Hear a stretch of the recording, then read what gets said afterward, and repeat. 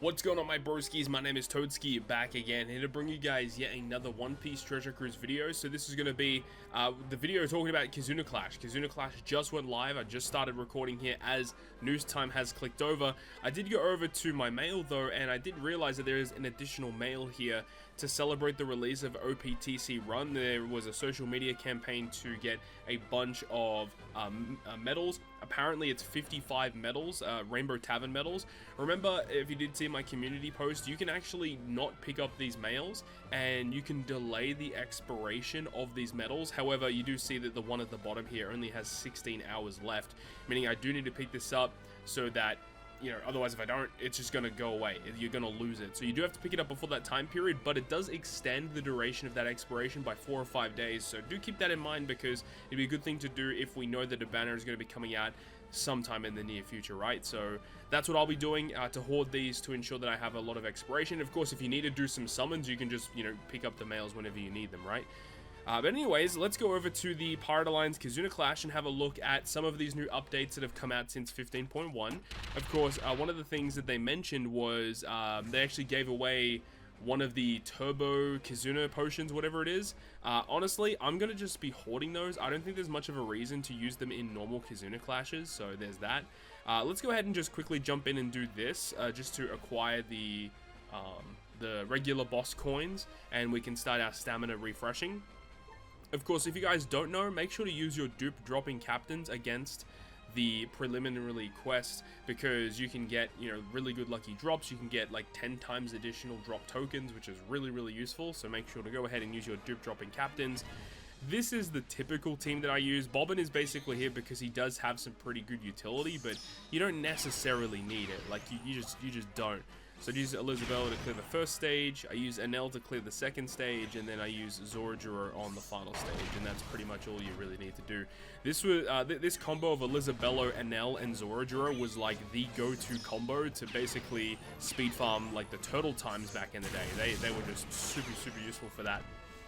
Okay, so Sentomaru is down. Let's see if we got lucky. Now, unfortunately, the dupe drops only work on this very first run, so let's see if we got a lucky one here today. Let's see. So there's your 10 times drop. And we did get at least one dupe of the 10 times drop. We take those. Let's go. Alright, let's go ahead and check over the KIZUNA exchange. That is the thing I really wanted to check out before we do some runs here. So if we go over to the exchange in the top, they did mention that the amount of items in each of these boxes has been reduced. So I can see that the first box still has 30 items. This looks to be the same. But the thing is like, I usually don't touch anything in the first box because I just don't really need it. Box 2, you need 50 items, and this is where the KIZUNA Clash skull for Kizaru is, of course. There's 10 insignias there. Box 3 is 100, 30 insignias, and 1 skull. Box 4 is the Super Evolution skull for Sentomaru. That's interesting, and there is 40 KIZUNA insignia, 200 items total. Box 5 is 250, and box 6 is 500. I mean, I don't know about you, but this seems relatively similar to what it was before. I could be wrong, but I'm pretty sure that this seems to be about right. Like 250 and 500 for 5 and 6. I thought that was about normal. That's a little strange to me. 60 insignias there, 50 on box 5. And box 7, of course, still has 2,000 items, which is ridiculous. So I don't know if they've actually changed the values or not, because this looks to be pretty much the same. That's a little weird. Good job, Bandai. You're doing a great job.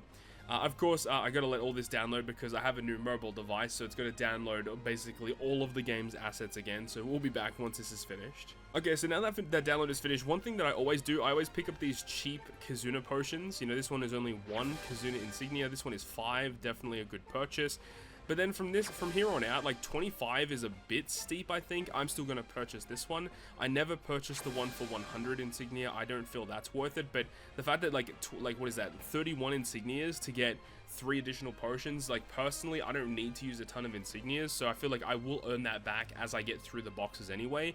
But an additional 100 does feel a little bit steep. So anyways, let's go ahead over to the actual KIZUNA Clash and start performing here. So the first boss, of course, is up against the Dex variation, and you do see there's the new icon. So you got the use of the Turbo Potion, which can skip a few levels. Again, the fact that it only skips like 4 or 5 levels, I just don't think it's worth it. I feel like either they should give us a ton of these potions, or they should make this turbo potion extend to like plus 10 levels at a bare minimum. I just feel like 4 or 5 levels just isn't good enough. Anyways, let's go over to the 10-star difficulty and get our team sorted. So this is going to be the squad that we're going to test out here, utilizing the friend captain Bonnie, of course. So we'll see how things go. Hopefully it goes according to plan. Let's go ahead and jump into it, okay? So, let's see. This is, like, this KIZUNA does seem a little annoying. The Dex variation boss does seem pretty straightforward in a way. I mean, yeah, there's obviously a lot of gimmicks and stuff, but it's the Psi variation one coming up next after this is the more concerning one. There's just, like, a lot of really annoying gimmicks here. So, yeah, Strength, Dex, and Int receive cooldowns, which we should be good. Okay. Let's go ahead and move on. We don't really need to stall or do anything. Okay, good. So let's see. Stage 2. We don't get a matching slot on our Bonnie, which is a bit of a shame. So there's a lot of gimmicks here. There is the despair that gets inflicted with us. There's the damage threshold, and then there's also this ability that triggers. This one right here. Healing effects besides recovery and Semla will deal damage to you instead. Now the thing is once you trigger an effect, the enemy will react and start healing you, which of course is changed into damage instead. So we do want to use Bonnie first, because it's important, because by using Bonnie, her special removes the threshold on the enemy. It will go ahead and remove that healing debuff, and now the effect of the enemy can't really trigger, right? So now that that's done, what else should we do? We could use the super switch effect of Usopp. I guess it's not really that big of a deal. I'm pretty sure we're going to have more than enough damage to kill anyway. Let's just move on. Technically speaking, we could actually go ahead and use the Sabo special here to give us some damage and then get the buff in the next stage, but it's probably better not to do that. And then we could also technically use the super switch of Nami and Karina and then switch back into Nami on the final stage. All of these things are possibilities that could, potentially work. Okay, so we have a bunch of different debuffs going on here. We have paralysis. The enemy does reduce damage from certain slots. So because we are below that level 30 threshold, instead of getting poison slots for our crewmates, we actually get badly matching slots instead, which is interesting. Let's go ahead and use the Luffy special here. Technically speaking, actually no, that's fine. The Luffy special is fine. Then we'll go ahead and use the Nami special ability, which can remove the damage threshold on the enemy, the damage reduction, which does happen eventually. It does also remove the paralysis, which is pretty nice for us, and it will go ahead and give us an attack boost. Technically speaking, we could have done the Nami first, then the Usopp, then the Luffy, because then we would have the chain boundary of Usopp, which is definitely much better. Let's go ahead and use the Usopp special ability here, which is going to delay the enemy. It gives them weakness. We get an attack boost out of that. And then we'll go ahead and use the Bonnie super type, which is going to change everyone's slots into recovery and also amplify the effectiveness of those slots. And then we can just go ahead and use the rest of these buffs. So Odin will give us an orb boosting effect, of course. It does also remove the damage reduction based on slots. I completely forgot that he does that. That's actually really good. And then we can use Sabo, which can give us a color affinity boost for multiple stages. Remember that eventually the enemy will have damage limiter, so you have to kill them over 2 turns, which can definitely be a bit more frustrating, but there should be more than enough damage here. Boom, there we go. But yeah, as we said, eventually it's going to come to a point where you do have to kill the enemy over multiple stages, which is really annoying. But anyways, we killed that stage pretty comfortably without too many major issues. So let's go ahead and take a look at the next boss now. Alright, so let's move on to the secondary boss against the Psi variation, and we talked about this in my preparation video, but this is the squad that we're going with the Gear 5 Luffy captain. All of the units do serve a particular purpose, but of course this is only like level 2, so a lot of these things aren't really going to come into fruition, not until at least you get to that, level 30 threshold where all of the gimmicks are on the table. When you're in the earlier levels, there's lots of things that you don't really need to worry about, right?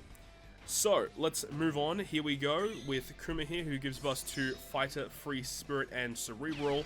And this is the one that's a bit more concerning in terms of the amount of gimmicks that you have to deal with. There's just like a lot of things going on here. So, let's go ahead and move on.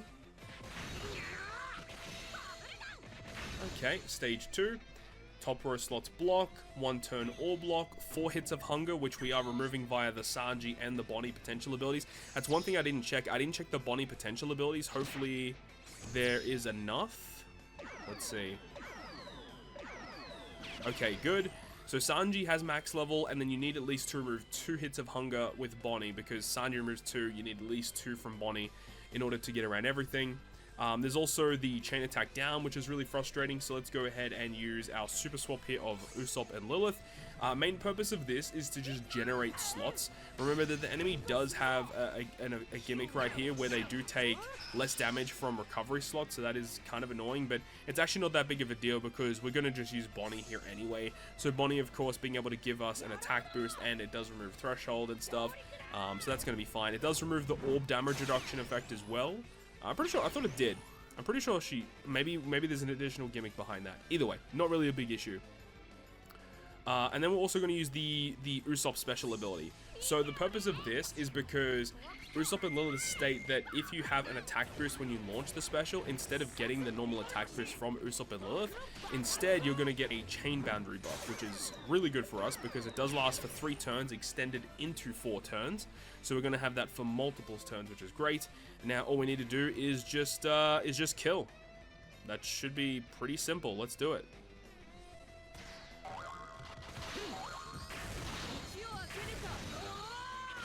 Alright, sweet. And now we move on to the final stage where there's a lot of things going on. There's an interrupt if you activate a chain locking ability, which is why we activated one here on stage 2. When the enemy dies, they actually revive with 1 million fixed HP, and then they bind a bunch of your units, they remove the barrier, but the reason why we're using Gear 5 Luffy is to resist the special reverse after 1 turn has passed. It removes a bunch of the bind as well, so transforming into Gear 5 Luffy here is very good. Let's go ahead and use the Luffy special ability, which will give us the ability to get an orb boost, a color affinity boost, and it also changes all of our slots into Psy slots, of course, which gives us pretty good damage that way. I haven't seen this special animation in a hot minute though, by the way. Man, when this Gear 5 dropped for the first time, it was a wrap. This Gear 5 Luffy was just like, by far and away, just so much better than everything else in the game. It was kind of nuts. Okay, let's go ahead and use the Sanji special ability as well. Now, I guess this actually is kind of important. So this does remove a lot of the burn. It doesn't remove all of the burn. Interesting. I thought that with the Bonnie and the Sanji together, that would actually remove all of the burn. So we do need to find some additional support that can get rid of that, which I don't think is going to be an issue. I think that's going to be okay. Let's go ahead and use the waifu special as well, which is going to give us a really good heal. So it will mitigate a lot of that burn damage anyway. And then this Jinbei support, of course, is going to lock our slots. What does this do? Attack boost to be further buffed twice. That's actually really cool. Let's do that. Nice. That's actually really cool. I completely forgot that they do that. And then we also do need to... I was going to say, we need to remove the threshold, but we don't, because that's exactly why we have Gear 5 Luffy. Let's just go ahead and kill. This should be comfortable here. Easy. And then this is where the Kizaru does do the 1 million revive. He binds a bunch of our units, but of course Gear 5 Luffy gets around that. And then after 1 turn has passed, is this the special bind and all that stuff? Yeah, special bind, special reverse. Luffy deals with the special reverse. You can use the switch effect here of Sabo and Koala. Then you can use the attack boost of Sabo and Koala. So we're just going to have really, really solid damage here, even after that revive is hit. And you got the EX supers here if you're carrying. Like, this is just... it's fine. We've just got good stuff going on. This team works very, very well. No major issues here at all. And remember, the enemy will always revive with 1 million like HP. So as long as you can always kill after the revive, if you can do it once, you can do it at level like 1 billion. It's always 1 million HP on the revive. So there we go, pretty comfortable.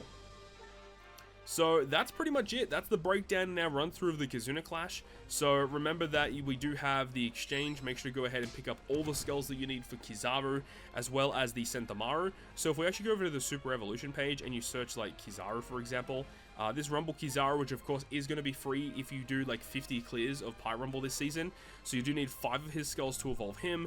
And then of course there is also the Sentomaru that you received via the Grand Feast Sugo Fest, which is this one right here. So you need 5 skulls of him to also evolve. So Also pretty important that you get that. Let's do a quick check to make sure that all the skulls are actually available. So there's 1 Sentomaru skull here. There are 2 Sentomaru skulls there, which is totaling for 3. And then you can also get here box 6. Yeah, so you can get all the skulls for Kizaru, Sentomaru, all available here. And then there's also a Magellan, Legend Magellan. If you don't have him, you can get him for free. Alright, so that's pretty much going to be it, guys. Thank you so much for watching the video. Hopefully you enjoyed it. If you did, make sure to go ahead and leave a like. And if you want to stay up to date with all the content I post, including more One Piece Treasure Cruise content, make sure to hit the subscribe button down below. And that, guys, I'll see you guys within the next video.